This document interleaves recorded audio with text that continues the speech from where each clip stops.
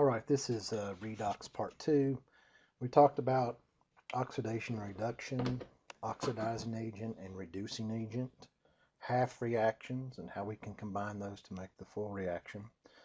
Uh, what I want to talk about in this part is how batteries work. Batteries are a great way of showing oxidation reduction reactions. And what we have in front of us here is a battery in its simplest form. You have a zinc anode. The anode in a battery is where um, oxidation occurs. There is loss of electrons. So looking here, you have zinc. It's a metal. All right, and that's what this electrode's made of. Zinc loses 2 electrons. When it does that, it becomes zinc 2 positive. Those electrons travel through the line. We see the potential difference on the voltmeter here. Actually, let's do a little better job on that. Between this beaker and this beaker over here. The electrons go down through the copper electrode, called the cathode. And what happens here is the copper 2 positive ions that are in solution, because we have copper 2 sulfate in the solution. So what we have in the beaker here is mostly water, but we also have copper 2 positive ions and sulfate 2 negative ions. Remember, this is a water-soluble substance, and so what we truly have in this beaker are these substances. So what happens is the electrons come down the copper electrode. They are deposited onto the copper 2 positive ion, and that in turn causes the copper to bond to the copper electrode. So as the course of this reaction goes on, you're going to see the copper electrode get larger or increase because the copper ions in solution are plating out onto the copper electrode. On the zinc anode, you're actually going to see this start to dissolve and go away. So you're going to see the actual zinc electrode decrease, the zinc decrease. All right, so here's the and again, this is what's actually happening. The zinc sulfate is water soluble, so what we actually have in water is zinc 2 positive ions plus sulfate ions. Now, I'm not interested in the sulfate. We're more interested in what's going on with the zinc. That the zinc is being oxidized. Like we said, metals tend to be oxidized. Zinc is losing to the zinc from the metal electrode is being oxidized to zinc 2 positive. So we're going to see the zinc ion concentration increase in the left beaker solution. There's a loss of 2 electrons there. The electrons travel through the wire, come back out on the other side, and what happens is the copper 2 positive in solution gains 2 electrons and becomes copper metal. And that's why we see the copper electrode increase. Now, this is the oxidation half reaction. This is the reduction half reaction. How can you tell? Again, in an oxidation half reaction, the electrons will be on the product side. In the reduction half reaction, the electrons will be on the reactant side. Now, when we combine these 2 half reactions together, the electrons cancel each other out. The 2 that's on the reactant side on the copper and the 2 that's on the product side of the zinc. So when we combine those together, we get the net reaction, which is shown here. Zinc solid becoming oxidized or being oxidized to zinc 2 positive, and copper 2 positive in the solution gaining 2 electrons and becoming copper solid metal.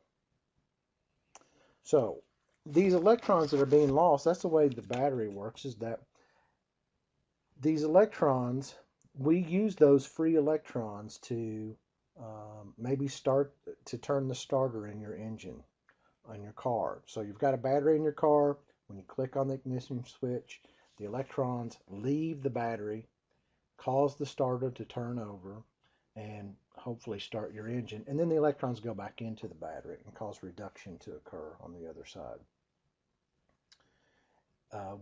Once the engine's running, you have an alternator on your car that recharges the battery, does the opposite reaction so that the zinc 2 positive gains 2 electrons and becomes zinc solid. In this case, well, in this case it would be. That's not what's actually going on in your car battery. Car battery works on the lead acid battery. But so we can reverse the process, or that's what we can definitely reverse the process in our car battery. That's why car batteries are very important to us, that they be rechargeable. Otherwise, it'd be like a flashlight battery. You use it once, and then you'd have to get a new battery, and that would be a new battery very often. I mean, maybe after a night or two of driving with your headlights on. All right. So that's what I want you to be able to do. Be able to identify this as a voltaic cell that where one substance loses electrons, oxidation occurs, those electrons are used for work, and then those electrons are received on the other side, and some substance is reduced, in this case copper 2 positive. Now, you may be asking, what's the salt bridge for? Well, the salt bridge, in this case, has potassium chloride. This is what shuttles the electrical charge back and forth between the two beakers here.